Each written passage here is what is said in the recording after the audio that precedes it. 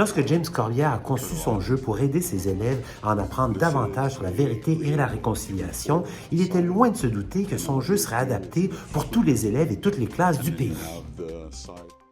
La première édition intitulée La vérité dans la vérité et la réconciliation est sortie en 2024.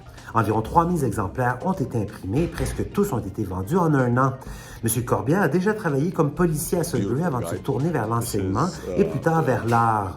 Il explique que l'idée a commencé comme un outil pédagogique en 2017. M. Corbière est originaire de Wikwemekong sur l'île Manitoulin. Une nouvelle version du jeu destinée aux écoles primaires et secondaires est désormais disponible et elle est adaptée aux plus jeunes élèves. Dans le jeu de société original, les personnages évoluent dans une représentation de l'île de la Tortue.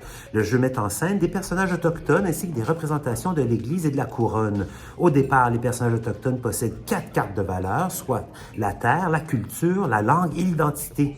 Au fur et à mesure de leur progression, les joueurs piochent des cartes anecdotiques qui présentent des faits historiques et leurs conséquences correspondantes, ce qui entraîne souvent la perte d'une de leurs cartes de valeur pour les personnages autochtones. Les joueurs gagnent en collectant 4 plumes d'aigle et ils perdent si leur terre, leur langue, leur culture et leur identité leur sont retirées avant d'y parvenir.